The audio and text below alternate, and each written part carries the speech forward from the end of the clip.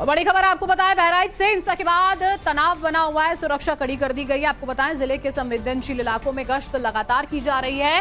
12 company PSC, 2 company CRPF की तैनात की गई है, 1 कंपनी आरएएफ। पुलिस फोर्स ने मोर्चा अभी फिलहाल वहां पर संभाला हुआ है। बहराइच मामले पर योगी नजर बनाए हुए हैं। और इसी बीच में एक और बड़ी खबर आपको बता दें, महाराष्ट्र झारखंड चुनाव का ऐलान जो है वो आज किया जाएगा, तारीखों का ऐलान कर दिया जाएगा। बड़ी खबर इस वक्त की आपको बता रहे हैं, महाराष्ट्र और झारखंड में चुनाव तारीखों का ऐलान आज चुनाव आयोग की ओर से किया जाएगा। तैयारियां जो है अलग अलग पार्टियों की ओर से तेज कर दी गई हैं।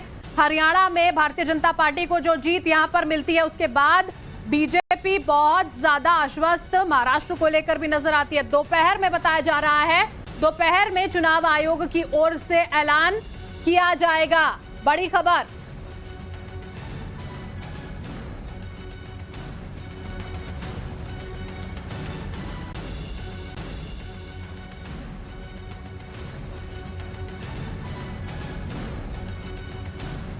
खबर इस वक्त की आपको बता रहे हैं, दोपहर 3:30 बजे प्रेस कॉन्फ्रेंस चुनाव आयोग की ओर से की जाएगी और तारीखों का ऐलान जो है वो किया जाएगा। चुनाव आयोग की टीम जो है झारखंड महाराष्ट्र में पहुंची थी, पूरा जायजा बाकायदा लिया गया था और उसके बाद अब तारीखें जो हैं वो सामने होंगी। चाहे महाविकास अघाड़ी की बात करें, महाराष्ट्र में महायुति की बात करें, सीटों को लेकर, सीट शेयरिंग को लेकर लगातार बैठकों का दौर जो है वो जारी है। आज एक प्रेस कॉन्फ्रेंस भी बाकायदा यहाँ पर होने जा रही है। सीट शेयरिंग को लेकर ये कहा जा रहा है कि ऐलान उसके दौरान किया जा सकता है। आज 3:30 बजे का अब इंतजार करना होगा विधानसभा चुनाव झारखंड और महाराष्ट्र का, जिसका ऐलान कर दिया जाएगा। रंजीता झा हमारे साथ जुड़ चुकी हैं, उनका रुख कर लेते हैं। रंजीता, आज तारीखों का ऐलान दोपहर 3:30 बजे। बिल्कुल, देखिए उम्मीद यही की जा रही थी इस हफ्ते चुनाव आयोग महाराष्ट्र और झारखंड विधानसभा के तारीखों की घोषणा कर सकती है। 3:30 बजे चुनाव आयोग ये प्रेस कॉन्फ्रेंस करेगी और दोनों ही राज्यों में चुनाव की प्रक्रिया, तारीख, तमाम चीजों की जानकारी आज दी जाएगी। कितने चरण में चुनाव होना है, क्योंकि झारखंड एक नक्सल प्रभावित राज्य है, तो ऐसे में देखना होगा कि क्या एक चरण में ही तमाम चुनाव संपन्न होंगे या 2 चरण में इसे बांटा जाएगा। महाराष्ट्र क्योंकि एक बड़ा प्रदेश है, यहाँ भी ये उम्मीद लगाई जा रही है, क्योंकि पिछले विधानसभा चुनाव की अगर बात की जाए तो 3 से 4 जो है चरण में चुनाव होते रहे हैं। तो ऐसे में महाराष्ट्र के भी विधानसभा चुनाव 2 से 3 चरणों में होने की उम्मीद है। 3:30 बजे ये प्रेस कॉन्फ्रेंस है चुनाव आयोग के कार्यालय में।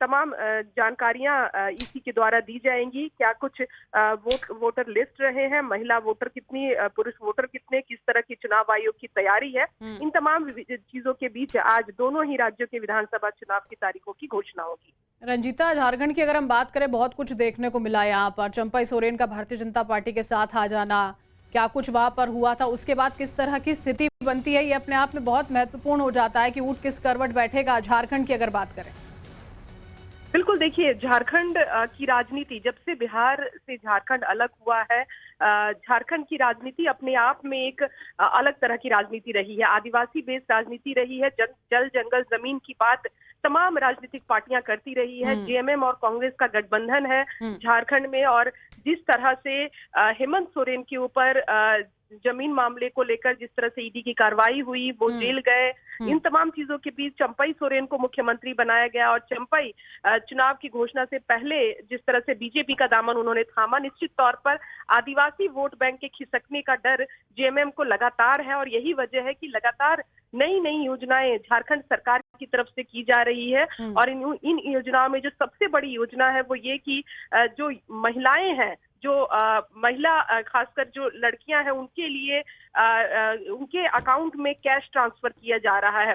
वृद्धा पेंशन लगातार चल रहा है, लेकिन एक बड़ा महिलाओं का वोट, बहुत सारी चीजें हैं यहाँ पर। देखिए रंजीता, जिनको ध्यान में रखते हुए तमाम राजनीतिक पार्टियां जो हैं वो चुनाव के लिए तैयारियां कर भी रही हैं और ये तैयारियां और तेज हो जाएंगी झारखंड और महाराष्ट्र में तारीखों के ऐलान के साथ। बहुत बहुत